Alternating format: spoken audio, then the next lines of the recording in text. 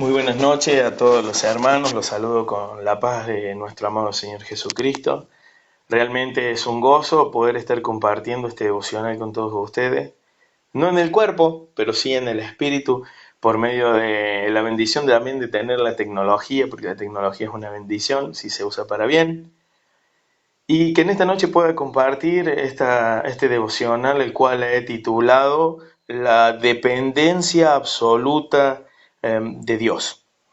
Y vamos rápidamente a buscar en nuestras Biblias el texto que vamos a usar para hacer esta reflexión.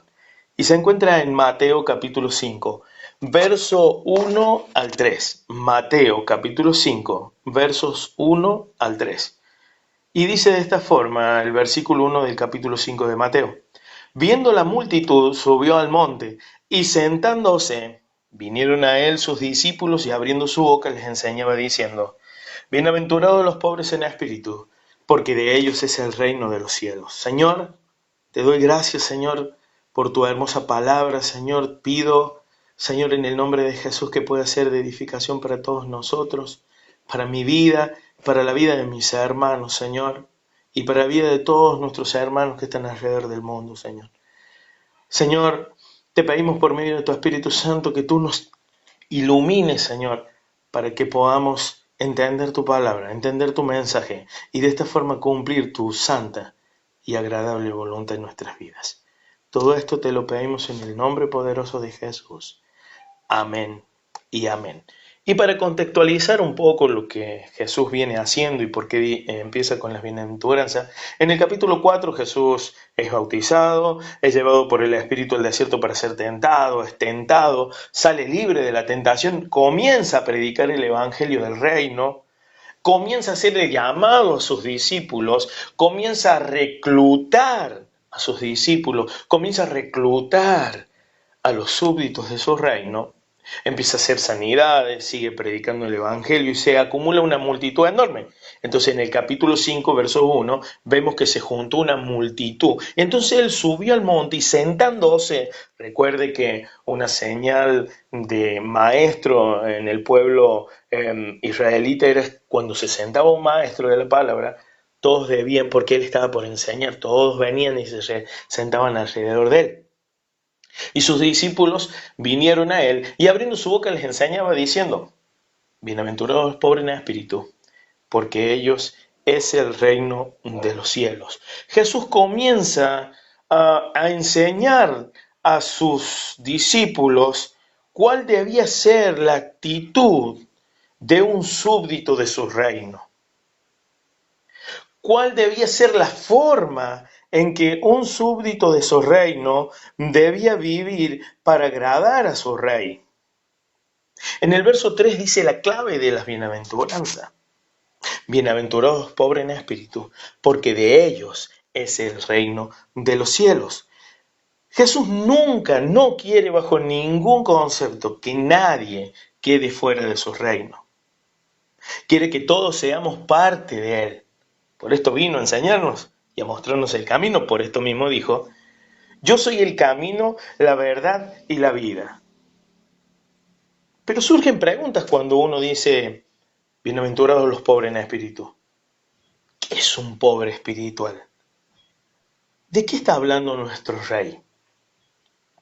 Ahora yo le digo lo que no es un pobre espiritual. Un pobre espiritual no es una persona carente de espiritualidad. No habla de pobreza física o material. No se trata de eso. Ahora sí, lo que sí es un pobre espiritual. Un pobre espiritual es una persona que deja todo.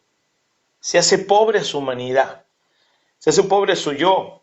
Todo lo que proviene de su propia fuerza, de sus emociones, de su sabiduría, de su autosuficiencia, se hace pobre para que Dios sea fuerte en él. Recuerde esas palabras. Se hace pobre para que Dios sea fuerte en él. Para que su riqueza no dependa de su autosuficiencia, sino de la voluntad de su rey, ya que su rey es soberano. Él no es un tirano. Este rey lo guía por una voluntad perfecta y agradable. Un súbdito de este rey debe estar dichoso, debe estar feliz, debe ser bienaventurado, que es lo que significa la palabra. Porque dependerá, confiará, se dejará guiar por su rey, dependerá de las decisiones de su soberano, sabiendo que jamás su rey y soberano tomará decisiones que no sean perfectas, ya que el rey soberano a quien le servimos nosotros es perfecto, es santo, es justo. Sus atributos no tienen despropósitos egoístas o déspotas. Un pobre espiritual deja que su vida espiritual, emocional y física las gobierne su rey. Y me surgen preguntas para nosotros, para mí, para todos. ¿Tengo la suficiente confianza en quien digo que es mi rey? ¿Confío al punto de depender solo de él? El mismo rey nos desafía a confiar en su señoría. Ese rey es Jesús, el que lo está diciendo. El que quiere entrar, ser parte de mi reino, deberá confiar absolutamente en mi soberanía. Deberá hacerse pobre y ser rico en mí. Deberá confiar en mi guía. Y si lo hace, será bienaventurado, o sea, será feliz. Estarán completos. Hace tiempo nuestra hermana Gio, el miércoles pasado, predicó sobre esto. Será suficiente. Dios, Cristo, nuestro Rey, ¿es suficiente para nosotros? Bueno, eso es algo que cada uno debe meditar.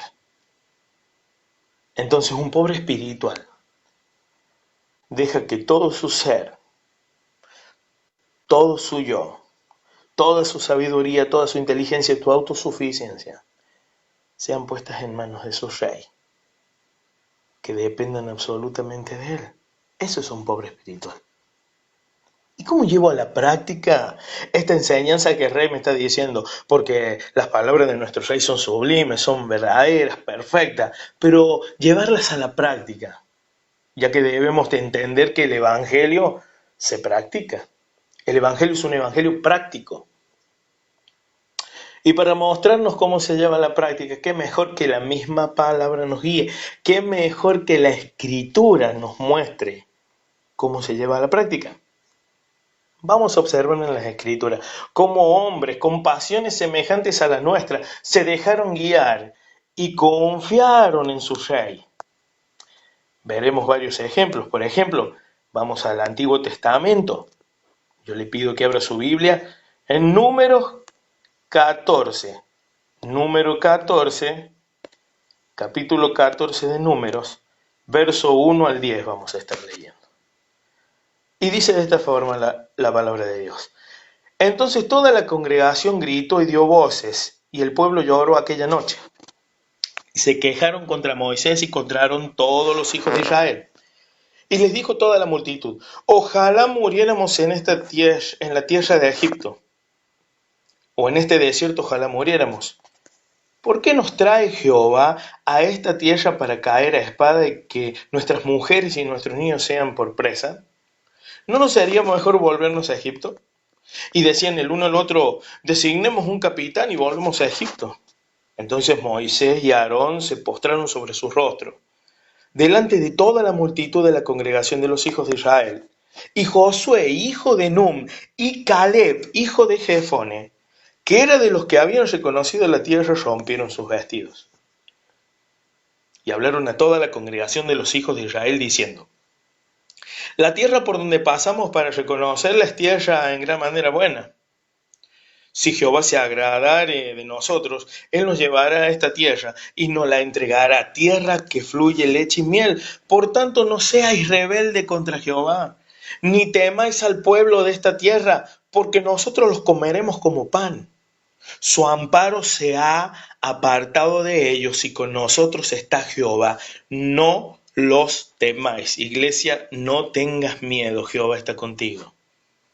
Entonces toda la multitud, versículo 10, entonces toda la multitud habló de apedrearlos, pero la gloria de Jehová se mostró en el tabernáculo de reunión a todos los hijos de Israel. Ahora yo les pido que me sigan a Josué, capítulo 14. Josué capítulo 14. Josué capítulo 14, versos 6 al 11. Y los hijos de Judá vinieron a Josué en Gilgal, y Caleb, hijo de Jefone, ceneseo, le dijo: Tú sabes lo que Jehová dijo a Moisés, varón de Dios, en Cades Barnea, tocante a mí y a ti. Yo era de edad de 40 años cuando Moisés, siervo de Jehová, me envió a Cades Barnea a reconocer la tierra. Y yo le traje noticias como las sentí en mi corazón. Y mis hermanos, los que habían subido conmigo, hicieron desfallecer el corazón del pueblo. Pero yo cumplí siguiendo a Jehová. Mi Dios. Entonces Moisés juró diciendo: Ciertamente la tierra que oyó tus pies será para ti y para tus hijos en herencia perpetua, por cuanto cumpliste siguiendo a Jehová mi Dios. Ahora bien, Jehová me ha hecho vivir, como él dijo, estos 45 años desde el tiempo que Jehová habló estas palabras a Moisés, cuando Israel andaba por el desierto, y ahora aquí, hoy soy de edad de 85 años. Todavía estoy tan fuerte como el día en que Moisés me envió. ¿Cuál era mi fuerza entonces? Tal es ahora mi fuerza para la guerra, y para salir y para entrar. Obediencia. ¿Se da cuenta? Obediencia. Jehová me ha hecho vivir, dice, por cuanto cumpliste siguiendo a Jehová mi Dios. La obediencia, hermano, es la clave para poder ser un verdadero pobre espiritual. La obediencia al rey. El rey le hizo una promesa a Caleb, que recibiría su parte de la tierra, porque él no se amedrentó cuando Dios, y por medio de Moisés, lo envió a espiar la tierra. Envió a 12, pero 2 decían, porque tenían un espíritu diferente, porque tenían la confianza puesta en Dios: sí, la tomaremos, la vamos a tomar. Y esos gigantes, los hijos de Anac, también van a caer, porque nuestra fuerza, porque mi fuerza, decía Caleb, yace en Dios, porque mi fuerza yace en Él, porque Él es mi rey, yo soy su súbdito. Dios le hizo la promesa de que recibiría su parte de la tierra. Dice: yo cumplí siguiendo a Jehová mi Dios. Ahora quiero que me acompañen a Josué capítulo 15, verso 14. Josué capítulo 15, verso 14. Josué capítulo 15, verso 14. Y Caleb echó de allí los 3 hijos de Anac, a Sesai, a Jaminac y a Talmai, hijos de Anac. ¿Se da cuenta lo que le digo? Pasaron 45 años para que se cumpliera la promesa que Dios le había hecho a Caleb. 45 años esperando en el desierto para que se cumpliera la promesa que Dios le había hecho. Su confianza durante todos esos años no se vino abajo. Y a sus 85 años, recuerde bien, 85 años, tomaría la tierra que el rey le había prometido. Y no solo eso, sino que pelearía contra los hijos de Anac, aquellos que el pueblo temía, aquellos por la cual el pueblo se quejó, aquello por lo cual ese pueblo perdió la bendición, por no tener la confianza en su Dios. Esos gigantes que atemorizaron a todo el pueblo. Pero la confianza de Caleb no se diluyó ni en el tiempo ni en el desierto. Él siguió confiando en su soberano. 45 años no lo amedrentaron. Debemos confiar en nuestro soberano. Él nos dará la victoria, ya que las circunstancias no deben o no deberían condicionar nuestra confianza en Él, nuestra dependencia de Él, la dependencia de nuestro rey. Caleb lo entendió y vivió su vida confiando en su rey, que le daría la victoria. Nosotros debemos esperar y confiar como Caleb, en tener la absoluta confianza que nuestro rey nos llevará a victoria. Punto número 2.